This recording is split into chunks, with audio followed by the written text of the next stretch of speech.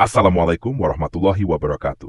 Bapak, Ibu, saudara-saudari yang saya hormati, pernahkah Anda merasa bahwa hidup ini hanya berputar di sekitar duniawi, tuntutan pekerjaan, kesenangan, dan pencapaian pribadi? Namun, apakah Anda pernah berhenti sejenak, merenung dan bertanya, apa arti hidup saya yang sesungguhnya? Pada kesempatan kali ini, kita akan menyelami pemikiran seorang tokoh besar dalam sejarah spiritual, yaitu Ibnu Arabi, yang mengajarkan tentang dua jenis manusia, yang hidup dengan kesadaran sejati, dan mereka yang hanya terjebak dalam dunia ilusi. Di dalam ceramah ini, Dr. Farudin Faiz akan membawa kita memahami konsep insan kamil dan insan hayawan, dan bagaimana kita bisa memilih untuk hidup sebagai manusia yang sejati, bukan hanya manusia fisik yang hidup dalam rutinitas, tetapi sebagai manusia yang mengerti hakikat diri dan alam semesta.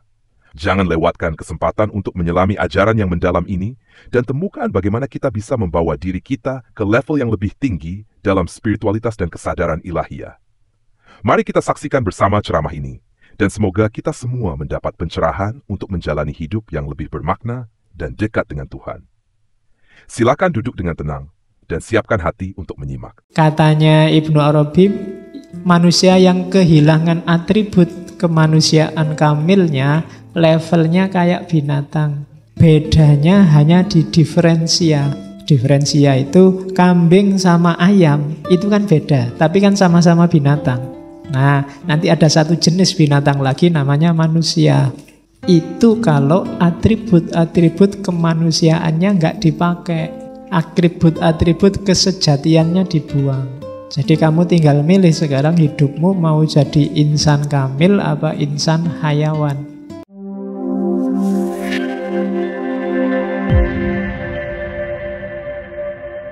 Insan kamil. Oke, jadi Ibnu Arabi ini nanti membedakan manusia itu ada dua jenis. Yang pertama insan kamil, manusia sempurna, manusia otentik, original, asli, sama manusia binatang, al-insan, al-hayawan. Manusia binatang ini manusia yang casingnya saja manusia.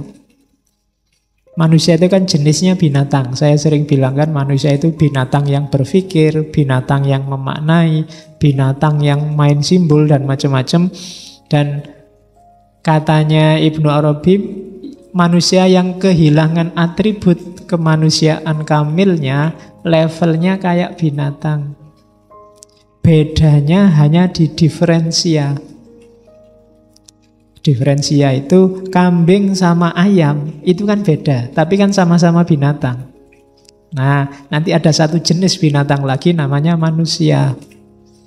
Itu kalau atribut-atribut kemanusiaannya nggak dipakai, atribut-atribut kesejatiannya dibuang.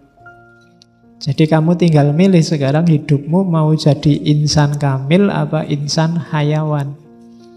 Ya, insan hayawan itu jelas orientasinya ke bawah, tidak ke atas. Yang dipikir dunia, dunianya jadi nomor satu. Kalau dunia nomor satu, ya Allah nomor dua, nomor tiga, nomor empat.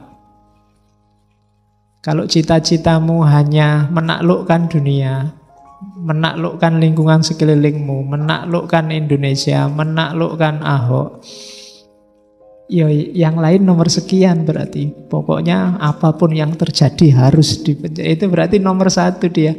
Jangan sampai jadi nomor satu. Yang boleh nomor satu dalam hidup kita hanya Allah. Oke. Nah, orang yang orientasinya ke bawah nanti jatuh bahkan bisa lebih rendah dari binatang. Kita menyebutnya asfala safilin. Di bawah lebih ke bawah lagi. Nah, jadilah insan kamil. Insan kamil adalah abdu rabbih. Kalau insan hayawan itu kebanyakan abdun nazar. Ini saya tidak tahu Ibnu Arabi sedang nyindir kita apa enggak. Dia tidak menyebut abdun nafas, tidak menyebut hambanya hawa nafsu, tapi hambanya nalar, hambanya akal pikirannya sendiri. Yang didewa-dewakan, yang dinomorsatukan bukan Allah, tapi kebenaran versinya. Dianggapnya hidup seperti itu, pikiran seperti itu, ya itu yang benar dan paling benar. Jadi itulah yang dia sembah. Jadi Abdun Nadhor, lawannya Abdur Rob. Katanya Ibnu Arabi, ya insan kamil ya makomnya tetap Abdur Rob, hamba Tuhannya.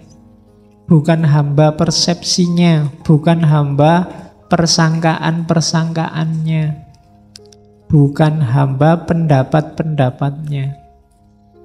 Apa ndak boleh meyakini pendapat kita benar? Boleh. Tapi sambil tetap yakin karena aku ini manusia, bisa salah, ya pendapatku mungkin salah, mungkin keliru. Wah, ini semangat ini susah ditemukan. Mungkin memang susah untuk merasa bahwa aku bisa keliru. Oke, kita ngomong kayak gini biasanya untuk orang lain. Tapi untuk diri kita sendiri berat. Ngomong bahwa aku itu bisa salah loh, itu susah. Selalu kamu kan manusia, bisa salah toh kan gitu. Kalau gitu gampang. Tapi kita selalu yang benar itu milikku. Orang yang kayak gini sebenarnya selain bahaya karena Allah nggak nomor satu, dia bahaya karena nggak bisa berkembang lagi. Nggak bisa berkembang itu dia sudah final. Dia menganggap pikirannya sudah selesai, ya ini yang paling benar. Padahal kan di awal sudah diyakinkan bahwa kita ini manusia, pandangan kita terbatas, wawasan kita terbatas. Banyak sekali ketidaksempurnaan dalam diri kita. Maka pikiran-pikiran kita juga terbatas, wawasan kita juga terbatas. Sepinter-pinternya orang, wawasannya terbatas. Sak jago-jagonya Habibie misalnya, kamu anggap dia jenius, IQ-nya berapa. Dalam banyak hal mungkin ada hal-hal yang kamu ketahui Habibie tidak tahu. Mungkin Habibie tidak ngerti gimana caranya gitaran, Habibie tidak ngerti gimana caranya nyedot rokok dengan sudut yang paling enak. Itu tidak ngerti Habibie. Mungkin dia nggak pernah ngerokok. Kan yang penting tidak ngerti kan, dia juga tidak tahu segalanya, sejenius apapun. Donald Trump yang sekaya itu, dia merasa bisa membeli segalanya, sangat banyak yang dia tidak tahu dan tidak ngerti. Sopo, tinggal kamu sebut Einstein kah? Atau filosof-filosof yang kita bahas 100 pertemuan lebih, banyak dia yang tidak tahu. Sak jago-jagonya Ibnu Rus mungkin dia belum pernah lihat binatang yang namanya kerbau apa bebek. Karena Spanyol, Timur Tengah, zaman abad keberapa mungkin tidak ada. Ya kan? Tidak, kita terbatas kok. Kebenaran yang kita tahu hanya sejangkau pengalaman kita. Yang sempat mampir di kepala kita. Itu saja. Maka jangan disembah nalarmu. Jangan disembah pikiran-pikiranmu. Merasalah selalu bahwa masih banyak yang harus kamu ketahui. Bahwa untuk kepentingan pragmatis, praktis kamu butuh pengetahuan-pengetahuan tertentu, ya. Tapi tetaplah terbuka. Biar kita bergerak terus ke arah yang lebih baik dan lebih baik. Oke, biar tidak dituduh oleh Ibnu Arabi kita ini hamba nalar. Yang kita dewakan kebenaran pikiran kita sendiri, bukan Allahnya. Oke, jadi itu kategori-kategori awal sebelum kita masuk ke insan kamilnya. Apa sih insan kamil itu? Jadi manusia itu satu-satunya makhluk di dunia ini yang sifatnya sintesis. Jamaiyah. Kalau dalam Futuhat, majmuk. Jadi segala atribut, segala karakter alam semesta, juga bahkan karakter ketuhanan ngumpul dalam diri kita yang namanya manusia. Jadi Kalau bahasa mudahnya, jasad kita yang lahir ini mikrokosmos. Sementara dimensi batin kita itu ilahiyah sifatnya. Jadi manusia itu lengkap. Kita mengandung semua kandungan alam semesta, sekaligus dalam diri kita ada penggerak yang asalnya langsung dari Allah. Wa nafakha fihi min ruhi. Oke. Maka insan kamil itu mudahnya ketika seseorang sadar akan jati dirinya dan mampu mengaktualkan potensi ilahiyah yang ada dalam dirinya. Jadi semua yang tidak mengarah ke situ tidak esensial bagi insan kamil. Jadi rumusnya itu, makanya sadarilah dirimu bahwa alam semesta itu ada dalam dirimu. Segala unsurnya, apapun itu, ada. Makanya kita disebut mikrokosmos. Maka tugas awal seorang manusia itu bukan memahami keluar, tapi muhasabah ke dalam. Coba baca dirimu ke dalam, serius. Lihatlah apa saja faktor, variabel, unsur yang mengkonstitusi hidupmu, lahir maupun batin. Kalau ketemu dirimu yang sejati, berarti kamu sekaligus memahami makrokosmos dan memahami Tuhan. Kenapa memahami makrokosmos dan memahami dirimu itu sekaligus memahami Tuhan? Karena alam semesta termasuk kita manusia itu tajallinya Tuhan. Tajalli itu kalau bahasanya dunia lain itu penampakan. Kalau bahasanya wayang itu pengejawantahan. Itu namanya tajalli. Jadi Tuhan itu menampakkan dirinya lewat makhluknya, lewat alam semesta, lewat kita. Jadi kenalilah Tuhan di aku, di alam semesta, dalam dirimu. Kenapa? Ya karena memang kita ini, itu kan nanti doktrin wahdatul wujudnya Ibnu Arabi kan bunyinya begitu. Kita itu tajallinya Tuhan. Ketika Tuhan ingin dikenal, lahirlah dunia seisinya, alam semesta termasuk manusia. Oke, nanti kita jelimiti lagi pelan-pelan. Jadi yang penting rumusnya itu dulu, bahwa insan kamil itu perpaduan sintesis antara makrokosmos dan ketuhanan dalam diri manusia. Oke, rumus pertamanya itu. Jadi gambarannya itu, dari wahdatul wujud lahirlah insan kamil. Jadi kayak gini loh gambarannya. Itu kan diawali dari realitas itu satu-satunya yang ada kan hanya Allah. Sebelum dulu ada apa-apa, yang ada kan hanya Allah. Maka ketika Allah ingin menciptakan, gampang-gampangannya itu ya. Kalau ulama yang lain bilang Allah itu kan menciptakan dari tidak ada apa-apa, tiba-tiba ada. Ini dipandang susah dipahami. Untuk lahir sesuatu kan butuh bahan.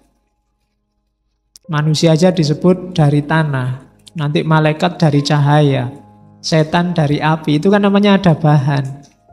Cuma dulu ketika belum ada apa-apa, wong apa-apanya belum ada, yang ada cuma Allah. Bahannya apa? Ya bahannya tidak lain, ya Allah sendiri. Wong nggak ada apa-apa. Kalau bahannya di luar Allah berarti ada sesuatu selain Allah. Bahannya ya Allah itu. Itu kalau pakai bahasa kasar bahan ya. Disitulah nanti muncul ide emanasi, melimpah dari dirinya Allah. Karena memang tidak ada apa-apa selain Allah. Berarti satu-satunya jalan untuk lahir sesuatu di luar Allah, sumbernya harus Allah juga. Jadi wujud yang sejati itu hanya Allah.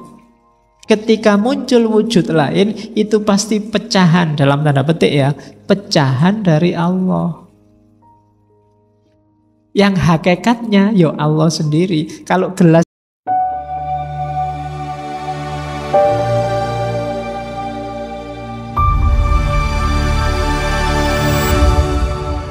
ini tak pecah-pecah, tak cuil-cuil, hakikatnya kan ya gelas yang pecah dan cuil itu tadi. Ya gambaran kasarnya begitu. Untuk teman-teman paham emanasi. Sejak kemarin kan kamu bingung, iya ya emanasi itu kok Allah melimpah memancar. Ya karena memang tidak mungkin ada penciptaan dengan bahan. Pasti munculnya ya dari Allah sendiri. Nah, dari situ mungkin muncul, kenapa kok melimpah bahasanya? Kenapa kalau Farabi, Ibnu Sina dan kawan-kawan kan pakai istilah melimpah dari diri Allah? Ya karena memang tidak bersifat, kenapa kok enggak Allah menciptakan saja enggak ada apa-apa terus tiba-tiba ada? Itu susah dipahami. Jadi ya melimpah dari dirinya Allah, keluar dari dirinya Allah. Oke. Jadi wahdatul wujud, satu-satunya wujud yang ada hanya Allah, dan nanti dari situ melimpah. Lahirlah manusia termasuk alam semesta. Dan limpahan pertama, lelehan pertama, itulah nanti yang dikenal sebagai hakikat Muhammadiyah. Tidak ada hubungannya sama NU atau sama ya. Ya, nanti Muhammadiyah kamu protes, mbok diganti wae Pak hakikat NU. Ini bukan Muhammadiyah itu. Kadang orang menyebutnya Nur Muhammad. Kalau analoginya matahari, cahaya pertama yang melimpah dari matahari, yang paling dekat dari matahari, itulah Nur Muhammad. Itulah hakikat Muhammadiyah. Saya tidak tahu alasannya apa Ibnu Arabi termasuk Al-Hallaj pakai istilah Nur Muhammad. Mungkin dari premis bahwa makhluk di alam semesta ini yang jadi masterpiece-nya Allah adalah manusia. Dan di kalangan manusia yang paling dicintai oleh Allah adalah Muhammad. Berarti Muhammad itu paling dekat di hatinya Allah. Maka pancaran pertama yang paling bercahaya oleh para sufi disebut Nur Muhammad. Hakikat Muhammadiyah. Kenapa kok nggak disebut Nur Adam apa Nur Isa? Mungkin logikanya karena ya beliau yang paling dicintai oleh Allah, paling dekat sama Allah. Makanya kan ada hadis laulaka ya Muhammad, seandainya bukan karena engkau wahai Muhammad, tidak akan aku ciptakan langit dan bumi. Kan? Ya sering saya bilang ketika orang makomnya di level cinta itu kan selalu demi yang dicintai, untuk kepentingan yang dicintai. Oke, jadi yang paling dicintai Allah sebelum Muhammad yang fisik ini lahir, dulu sudah ada yang oleh Ibnu Arabi dan kawan-kawan disebut Nur Muhammad. Yang Nur Muhammad inilah nanti dari cahaya pertama lahirlah lelehan-lelehan selanjutnya, cahaya-cahaya selanjutnya. Sumbernya ya dari cahaya yang, kalau ini matahari terang, yang paling dekat dari matahari yang disebut Nur Muhammad ini kan terang yang kedua. Sumbernya langsung matahari. Tapi terang yang ketiga, sumbernya ya terang yang kedua ini tadi. Nanti terang yang keempat, sumbernya terang yang ketiga. Terang yang kelima, sumbernya terang yang keempat. Dan seterusnya. Jadi benchmark paling utama, yang paling dekat, paling mirip dengan Allah itu Nur Muhammad. Maka nanti insan kamil adalah mereka yang bisa membersihkan dirinya kemudian masuk ke level Nur Muhammad. Dialah yang paling bercahaya. Dan Ibnu Arabi tidak ngomong upaya bersatu, kesatuan, dan macam-macam, karena hakikatnya memang sudah satu. Jadi Allah sama kita itu satu. Nanti ideologi kayak gini banyak di tradisi mistik timur. Kalau di Jawa disebut Gusti itu ya kasunyatan. Kasunyatan itu kalau pengen ketemu Allah ya di realitas sehari-hari ini. Allah hadir. Meskipun kita sering tidak mengakui kehadiran Allah, kita menganggap Allah itu jauh ada di sana. Jadi dari wahdatul wujud menuju insan kamil. Jadi kita semua adalah cermin keberadaan Allah. Dulu sering saya analogikan, seandainya ini Allah, masjid ini isinya kaca semua. Kenapa makhluk itu bayangannya Allah? Maksudnya apa? Makhluk itu gambar yang ada di kaca. Alam semesta itu kayak gambar yang ada di kaca di sekeliling kita ini. Mungkin yang kaca sebelah sana gambarnya punggung, kaca yang sebelah kiri gambarnya pundak, sebelah kanan gambarnya pundak. Itulah alam semesta. Kalau yang sana gerak, itu kan yang gerak bukan sana tapi sini. Jadi yang sana itu cuma gambarnya, sifatnya ilusi, dia tidak benar-benar ada. Yang benar ada ini. Jadi gambar di cermin itu bukan barang yang sebenarnya. Dia cuma refleksi dari barang yang sejati. Termasuk dirimu. Kecuali kamu menghindar dari cahaya. Kamu sendiri yang menjauh dari cahaya. Menjauh itu bukan berarti kamu melepaskan diri dari cerminan Allah, tapi kamu menutupi dirimu sendiri dari cahaya sehingga kamu tidak kenal dirimu. Yang rugi ya kamu sendiri. Ya sama kayak kita bagian dari alam semesta. Kita ini mikrokosmos. Alam semesta makrokosmos, maka apapun yang terjadi dengan makrokosmos akan berpengaruh pada mikrokosmos. Kalau alam cedera, yang sakit kita. Kalau hutan kamu tebangi, yang merasakan banjir bukan hutan dan gunungnya, tapi manusia. Kalau ozonnya robek, bumi ini panas, yang kepanasan kan juga kita. Jadi alam dan kita itu saling bercermin. Kita adalah tajallinya Allah. Ini yang tadi sudah saya jelaskan. Jadi hakikat Muhammadiyah. Oke ya, jadi hakikat Muhammadiyah itu adalah limpahan Allah yang pertama, yang dari situ lahirlah alam semesta. Sifatnya nanti emanasi, gradasi. Jadi, lupa katanya semua yang menciptakan Allah. Iya, cuma ada jalannya. Kayak kalian kan lahir kan tidak ada tiba-tiba kun fayakun terus kamu lahir. Kan butuh bapak ibumu pacaran dulu, terus nikah, terus malam pertama, terus bertempur baru kamu lahir. Ya kan? Ada jalannya, jadi tidak ujuk-ujuk kok terus kita ada sebagai manusia, kita enggak. Semua ada jalannya, termasuk lahirnya alam semesta. Jadi yang dari Allah di level pertama saja, limpahan pertama. Setelah itu ikut sunatullah jalannya. Baik ketika bumi dan alam semesta ini sudah ada, maupun ketika bumi dan alam semesta belum lahir. Oke. Jadi itu hakikat Muhammadiyah, Nur Muhammad. Ini nanti yang mau pakai slide ini, semoga nggak dipotong slide ini saja ya, nanti biar nggak salah paham. Nanti kamu salah. Hakikatnya Muhammadiyah itu ternyata wakilnya Tuhan, enggak. Jadi dia namanya Nur Muhammad. Ya, banyak yang mengkritik. Tapi cuma memang isu-isu sufistik itu menangkapnya tidak murni pakai akal. Intuisinya harus main. Nanti di Ibnu Arabi kuat imajinasi.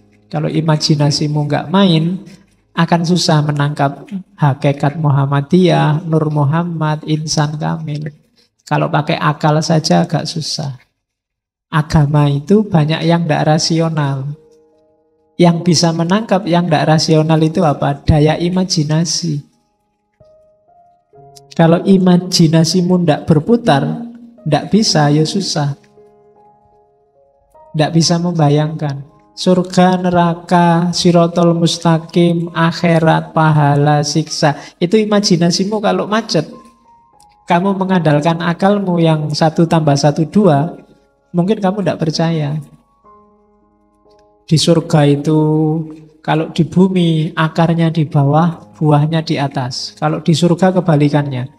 Akarnya di atas, buahnya di bawah. Jadi ngambilnya gampang. Itu kan akalmu nggak nyambung itu. Dari mana jalurnya? Lah emangnya tumbuhnya pakai apa kok akarnya di bawah?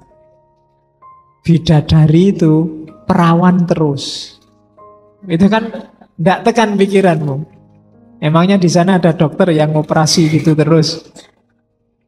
Nggak nyampe kamu akal. Tapi imajinasinya harus main. Ya imajinasi itu gampang-gampangannya kamu nonton film kartun itu. Film kartun itu kan kadang dijepit pintu quick sampai gepeng terus bisa besar lagi. Itu kan imajinasi mainnya. Lucu tapi imajinatif. Kamu nonton Doraemon itu kan imajinatif. Imajinasi yang main. Pakai akal mustahil. Tidak bisa ditangkap. Daya khoyal harus tinggi. Menangkapnya pakai intuisi, imajinasi. Oke. Karena apa? Agama itu 90% kita ngomong entitas yang metafisik. Misalnya malaikat itu dari cahaya. Terus kamu bayangkan kira-kira malaikat itu kayak gimana ya? Apa kayak lampu neon, apa kayak lampu. Kan dia dari cahaya. Misalnya.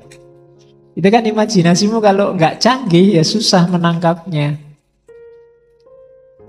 Ya, termasuk tentang hakikat Muhammadiyah. Oke ya, jadi sekarang manusia sebagai insan kamil. Ini agak mengulang yang tadi, manusia ini utuh dan kamil ketika jati dirinya sebagai wakil Tuhan, khalifah Tuhan, dan rohnya Tuhan dalam dirinya ditemukan sekaligus dia menyadari dirinya sebagai mikrokosmos. Oke. Jadi manusialah yang bisa menjelajah ke semua alam. Nanti kalau belajar Ibnu Arabi, alam itu ada banyak. Kamu kan ngertinya cuma alam dunia ini sama besok alam akhirat. Kalau di Ibnu Arabi banyak. Nanti ajaran Ibnu Arabi ini diserap oleh beberapa filosof Nusantara. Misalnya Hamzah Fansuri, Syekh Siti Jenar, dan kawan-kawan. Nanti lahir tentang alam ini ada martabat 7. Martabat 7 itu ahadiyah, wahdah, wahidiyah. Nanti terus ada alam arwah, ada alam misal, ada alam ajsam, ada alam insan. Manusia ada di alam ke-7, alam insan. Itu namanya martabat 7. Inspirasinya dari Ibnu Arabi. Jadi alam ini tidak cuma 1 dimensi, apa 2, apa 3 dimensi. Tapi dia punya 7 dimensi. Yang paling tinggi ahadiyah. Manusia bisa nyampe makom ahadiyah kalau atribut-atribut fisiknya dia tinggalkan. Ahadiyah itu fase ketika Tuhan dalam kondisi negasi. Negasi itu tidak bisa dijelaskan. Satu-satunya cara untuk menjelaskan pakai kata-kata tidak. Jadi tidak begini, tidak begitu. Tidak A, tidak B, tidak C, tidak D. Kalau dijelaskan pakai statement positif, pasti salah. Itu makom ahadiyah, level paling tinggi. Ini yang laisa kamislihi syai'un. Tidak bisa dikenali. Tuhan yang sejati dalam hakikat kediriannya. Kamu gambarkan kayak gimana pun, bukan itu. Itu makom ahadiyah. Tapi kan terus Allah bilang, aku ingin dikenali. Kuntu kanzan mahfiyan fa'uridu an u'rofa. Aku ini khazanah tersembunyi, maka aku ingin dikenali. Dari situ Allah menciptakan makhluk. Nah, level pertama yang disebut hakikat Muhammadiyah tadi ada di dunia kedua, dunia wahdah. Kemudian limpahan dari wahdah, ya realitas ini, alam semesta dan seisinya ini, dunia wahidiyah. Sudah ada zat, sudah ada sifat, meskipun belum terinci. Baru nanti masuk ke level-level di bawahnya. Ada alam arwah, alam atsam, alam insan, dan seterusnya. Kapan-kapan kalau kita ngomong filosof sufi Nusantara, kita bahas itu. Ronggo Warsito juga menyinggung itu dalam serat Hidayat Jati. Oke, itu bau Ibnu Arabinya kuat. Jadi arahnya ke manusia sebagai insan kamil.